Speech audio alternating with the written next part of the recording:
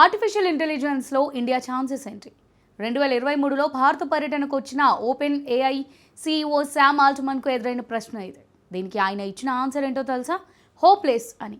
వివరంగా చెప్పాలంటే ఏఐ మార్కెట్లో ఇండియాకు సీన్ లేదని పొగరుబోతు వ్యాఖ్యలు చేశారు. ఇప్పుడు అదే శామ్ ఆల్ట్మన్ ఇండియా ఏఐ రంగంలో దూసుకుపోతుందని పొగడ్తల వర్షం కురిపిస్తున్నారు. కానీ ఈ రెండేళ్ల గ్యాప్లో ఏం మారింది? ఓపెన్ ఏఐ సీఈఓలో ఈ మార్పు వెనుక అసలు రీజన్ ఏంటి? Watch this.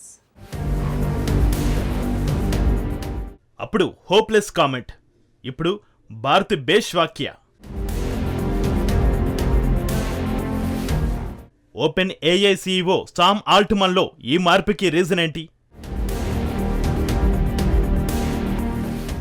ఏఐ మార్కెట్లో భారతదేశం నిజంగా దూసుకు వెళ్తుందా? Sam, can you just going to startups? I mean, as you know, we've got a very vibrant startup ecosystem in India.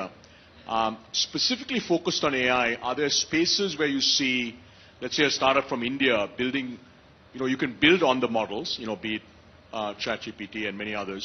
But if you want to build foundational models, how should we think about that? Where is it that a team from India, 3 super smart engineers with, not 100 million, but let's say 10 million, could actually build something truly substantial? Look, the way this works is we're going to tell you it's totally hopeless to compete with us on training foundation models. You shouldn't try, and it's your job to try anyway. And I believe both of those things.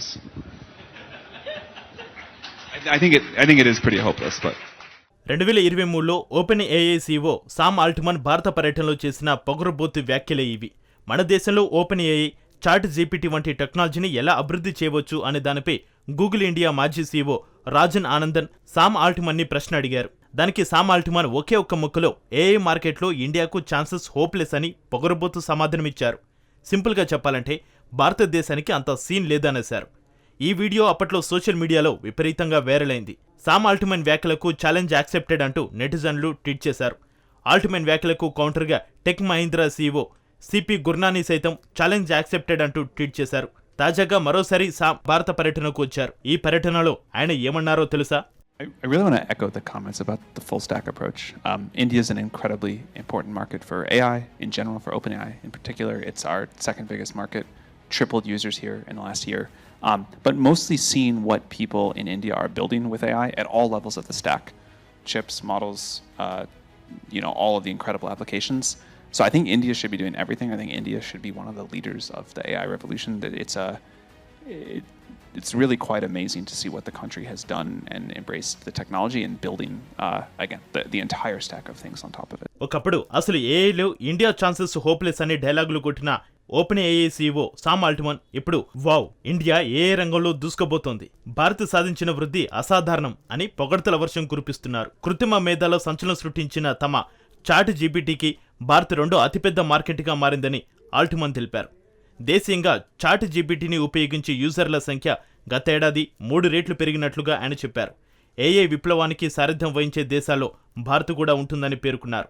AI technology అభివృద్ధి వ్యయాలు ఏడాది తర్వాత దాదాపు 10 రెట్లు తగ్గిపోయే అవకాశం ఉందని చెప్పారు. దేశీయంగా టెక్నాలజీ రంగం అసాధారణంగా పురోగమిస్తుందని తెలిపారు. కానీ అప్పుడు విమర్శించి ఇప్పుడు ప్రశంసిస్తే లెక్క సరిపోతుందా? అందుకే కేంద్ర మంత్రి అశ్విని వైష్ణవ్ సామ్ ఆల్ట్మన్కు దిమ్మ తిరిగే పంచ్ ఇచ్చారు. Country sent a mission to the moon at a fraction of the cost that many other countries did, right? Why can't we do a model which will be a fraction of the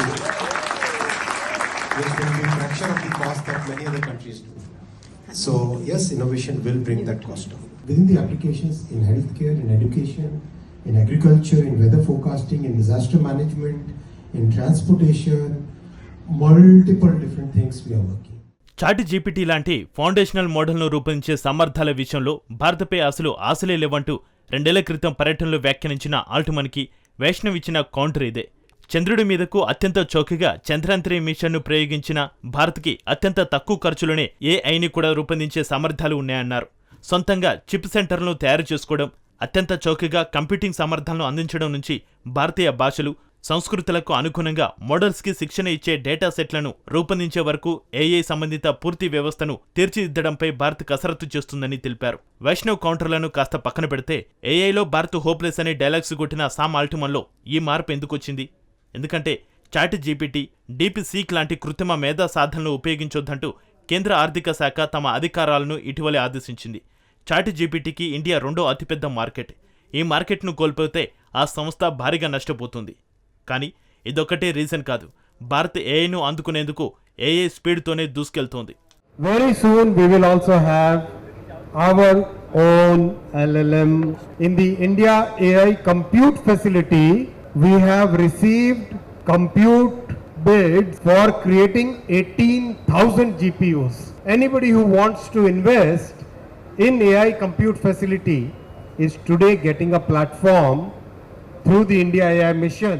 భారత AI ప్రాజెక్టుపై ఇటీవల మంత్రి చేసిన ప్రకటన ఇదే.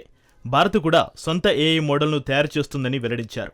ఈ model కూడా chat GPT లాగా ఉంటుందని, మరో 8 నుంచి 10 నెలల్లో భారత ఏఐ సిద్ధమవుతుందని వైష్ణవ్ చెప్పారు. కనీసం 6 కంపెనీలు వరల్డ్ క్లాస్ ఏఐ చాటుబాట్లు తయారీకి ఆసక్తి చూపుతున్నట్టుగా కేంద్ర మంత్రి చెప్పారు. ప్రస్తుతం జీడీపీలో దాదాపు 7.5% ఒక్క రంగం నుంచి లభిస్తుంది. 2025 నాటికి ఇది 10%కి చేరుకోవచ్చని నిపుణుల అంచనా.